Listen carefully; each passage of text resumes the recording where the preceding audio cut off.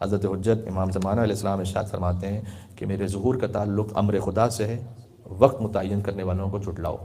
یہ میں موجودہ حالات کے اعتبار سے بھی بات کر رہا ہوں۔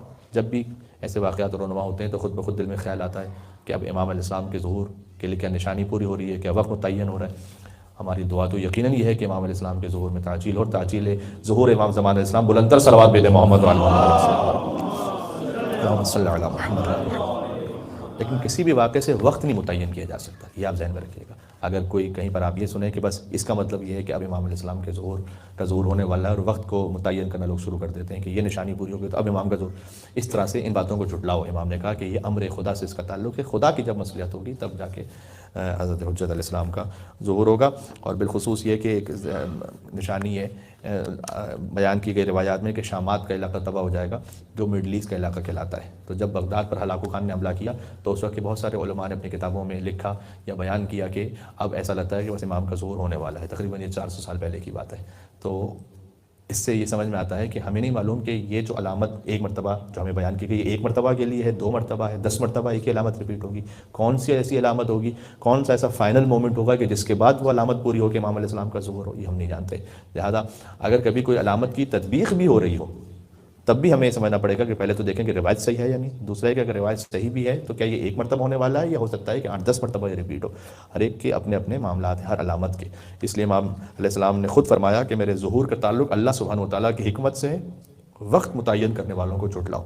وقت کا تعین نہیں ہو سکتا۔ کچھ گزشتہ 3-4 دن سے دنیا میں واقع ہو رہا ہے، وقت بڑا مختصر ہے، ہماری یہ مختصر سی نشست ہوتی ہے، لیکن 2-3 پوائنٹس بڑے اہم ہیں۔ ایک تو یہ کہ اگر اس کو پولیٹیکلی آپ دیکھیں، اسرائیل کا ایک امیج تھا کہ وہ انونسیبل ہے، وہ شیٹرڈ ہو گیا۔ پہلی بات تو یہ جو ایک تاثر بنا کے رکھا ہوا تھا کہ پوری دنیا میں کوئی اسے ٹچ ہی نہیں کر سکتا، اور پوری دنیا کی پتہ نہیں کون سے نمبر کی آرمی ہے، اور اتنا ان کا ڈیفنس بجٹ ہے، اتنی ان کی انٹیلیجنس ہے وغیرہ وغیرہ، اتنا ان کا میڈیا پاور ہے، جو انونسیبلٹی تھی وہ شیٹرڈ ہو گئی۔ ایک تو پہلا کام یہ ہوا۔ دوسرا یہ کہ بہرحال لیکن 20 لاکھ تقریباً افراد دنیا کی سب سے بڑی جیل میں ہے جو کھلے آسمان کے تلے ہے۔ تو یہ پہلے تو ڈوب مرنے کا مقام ہے ان عرب حکمرانوں کے لیے کہ جن کے پاس اتنی دولت ہے کہ ان کے واش رومز میں جو ٹیپس ہیں وہ بھی سونے کے لگے ہوئے ہیں۔ اور اسے آپ اگر مذہب کے علاوہ فقط عربیت کے حوالے سے بھی دیکھیں تو ایک عرب قوم، یہ سارے حکمران عرب جن کو اپنے عرب ہونے پہ بڑا ناز ہے، اور میں نے کہا کہ ان کی عیش و عشرت کا کوئی حساب کتاب ہی نہیں ہے، ان کے سامنے 20 لاکھ افراد ایسے کہ جو آؤ فغا کر رہے ہیں اور جن کے پاس صاف پانی نہیں ہے، خوراک نہیں ہے، دوائیاں نہیں ہیں۔ اور سوال ایک یہ بھی ہے کہ کیوں بالخصوص پاکستان کے پرسپیکٹیو سے بات کریں تو ہمارے لوگوں کو بار بار بہت سے نعروں سے بیوقوف بنایا جاتا ہے۔ کہاں ہے وہ 34 ممالک کی اتحادی فوج کہ جس کے سربراہ ہمارے ایک سابقہ جنرل تھے؟ تو ہمارے لوگ بھی اس طرح کے نعرے جب لگتے ہیں تو بڑے خوش ہو جاتے ہیں کہ پتہ نہیں کیا کچھ ہمارے ہاتھ میں آ گیا۔ تو یہ وہ ہیں کہ جو اصل میں انہی کے آقاؤں کے تحفظ کے لیے ہیں، یہ ہمیں سمجھنے کی ضرورت ہے۔ دوسرا پوائنٹ یہ ہو گیا۔ تیسرا یہ بھی کہ آپ یہ دیکھیں کہ ایک حل اس کا یہ پیش کیا جاتا ہے، چونکہ بعض اوقات ہمارے یوتھ بھی کنفیوز ہوتے ہیں، ایک حل اس کا یہ پیش کیا جاتا ہے سارے تنازع کا کہ جناب چونکہ فلسطین ایجپٹ کے ساتھ اس کا بارڈر ہے، رفح جس کا نام ہے، تو وہاں پر 20 لاکھ افراد کو وہاں بھیج دیا جائے، وہ سارے عرب ایک ساتھ رہ لیں اور یہ پورا جو علاقہ ہے وہ اسرائیل کے لیے خالی ہو جائے گا۔ اور وہاں پر وہ 20 لاکھ افراد، ان کے لیے کچھ عرب ممالک نے، سعودی عرب UAE کی جانب سے ایسا بھی ایک جگہ میں نے پڑھا کہ وہ پورا شہر بنا کے دے دیں گے ان کو اپنے مثلا بلینز آف ڈالر سے، یہ لوگ وہاں رہ لیں۔ یعنی تو اس کا سادہ سا جواب تو یہ ہے کہ اس سے بہتر یہ ہے کہ یہ سارے جو زائنسٹ ہیں ان کو آپ امریکہ شفٹ کریں اور اپنے اصلی آقا کے ساتھ وہاں ان کے پڑوس میں رہیں، وہ زیادہ بہتر ہے، بجائے اس کے کہ وہ لوگ کے جو دہائیوں سے اور صدیوں سے یہاں پر رہ رہے ہیں وہ کیسے چھوڑ سکتے ہیں اپنے مقام کو، اپنے گھر کو؟ یہ پاسبل ہی نہیں ہے۔ یہ بیوقوف والی باتیں، اس طرح کی باتوں سے کوئی حل نہیں ہوتا۔ وائلنس ختم کرنے کا طریقہ کیا ہے کہ آپ آکوپیشن ختم کریں، آکوپیشن ختم تو وائلنس ختم، سیدھی سیدھی بات ہے۔ پھر ان کا جو معاملہ ہوگا وہ آپس کا معاملہ ہوگا، باہر کا جو معاملہ ہے وہ سب ختم ہو جائے گا۔ تو یہ اس کا ایک ہی طریقہ ہے اور اس سے بڑھ کے کوئی اور حل نہیں ہے۔ اس میں ہمیں ایک سمجھنے کی بات کیا ہے، ایک میلکم ایکس نام کا ایک شخص تھا کہ جو ایفرو امریکن، اور اس کے بڑے کچھ انقلابی نظریات بھی تھے۔ اس کا ایک اچھا سا ایک کوٹ تھا، وہ یہ تھا کہ اگر آپ سمجھدار نہیں ہیں تو جب آپ خبروں کو دیکھیں گے تو یہ خبریں آپ کو اس بات پر ابھاریں گی کہ آپ مظلوم سے نفرت کرنے لگ جائیں اور ظالم سے محبت کرنے لگ جائیں. یعنی جو دنیا میں مظلوم میں جو خبریں آتی ہیں نا، جس طرح سے ہیڈ لائنز بنتی ہیں، وہ آپ کو مظلوم سے نفرت کروا دیتی ہیں اور ظالم سے محبت کروا دیتی ہیں، اگر آپ میں خود سمجھ نہیں ہے کہ کس طرح سے ڈیسیو کیا جاتا ہے. تو یہ اپنے اس پیک پر ہے. لیکن الحمدللہ رب العالمین اب معاملات بہت کچھ بدل بھی گئے سوشل میڈیا کے آنے کی وجہ سے اور بھی طاقتوں کے آنے کی وجہ سے. تو اب اس کو اس وقت محسوس ہوگا کہ سوائے زائنسٹ میڈیا کے اور انڈیا سے ہندواتا جو ایک فکر ہے، اس کے علاوہ کوئی بھی ان کا ساتھ دینے کو تیار نہیں ہے. ہندواتا کے جو پورا ایک سسٹم وہاں پر بنا ہوا ہے، وہ لوگ اسرائیل کا ساتھ دے رہے ہیں، لیکن مسئلہ یہ ہے کہ اسرائیل بھی ان کو گود لینے کو تیار نہیں ہے. تو جو وہ ٹویٹس بھی کرتے ہیں کہ کون کون سے کنٹریز ہمارے ساتھ ہیں، تو اس میں انہوں نے انڈیا کا فلیگ ہی نہیں رکھا. یعنی حالانکہ اتنا زیادہ پتہ نہیں کیا کچھ بچ گئے. میں نے کہا سارے انڈیا کے ایسے لوگ نہیں ہیں، لیکن یہ کہ ہندواتا جو فکر ہے وہ تو بالکل وہی زائنزم کا دوسرا نام ہے، سمجھ لیجیے. وہ مڈل ایسٹ میں، یہ ساؤتھ ایشیا میں. بس باقی یہ کہ سارا فکر بالکل وہی ہے کہ ہمارے علاوہ بس سب نکلو یہاں سے، کسی کو رہنے کا حق نہیں. تو میڈیا کے حوالے سے ہمیں ماشاءاللہ اب آہستہ آہستہ جو سمجھدار ہیں وہ سمجھتے ہیں اس بات کو. میں آپ کو ایک مثال دیتا ہوں. مثلا BBC نیوز ورلڈ کی ایک ٹویٹ میں آپ کو سناتا ہوں، دیکھیں انشاءاللہ آپ بھی اس کو کیچ کر پائیں گے. More than 500 people have died in Gaza. More than 700 people have been killed in Israel. 500 لوگ غزہ میں مر گئے، 700 لوگ اسرائیل میں قتل کر دیے گئے.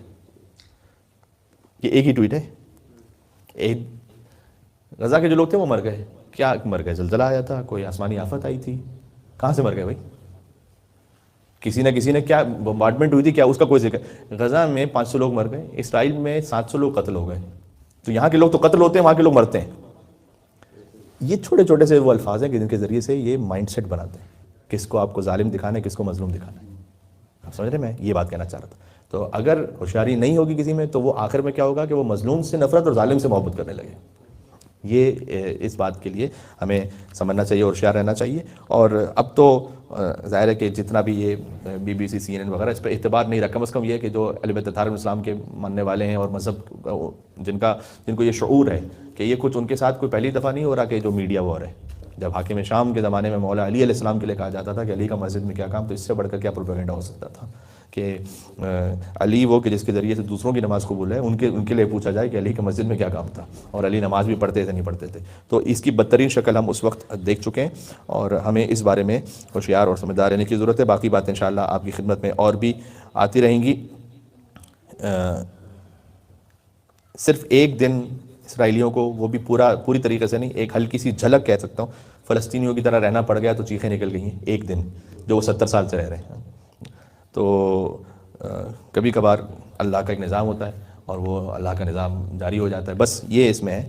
ہم اس میں یہ نہیں کہنا چاہتے کہ بعض لوگ اشتباہاً یوں، یا کم از کم یہ کہ جوش جذبات میں آ کر وہ اس کو ایک نئی کربلا سے جوڑ دیتے ہیں. کربلا کوئی نہیں ہے، یہ بات آپ ذہن میں رکھیے گا. ہم نے آپ کو پہلے بھی سمجھایا ہے کہ کربلا کے لیے وجود حسین ابن علی ضروری ہے.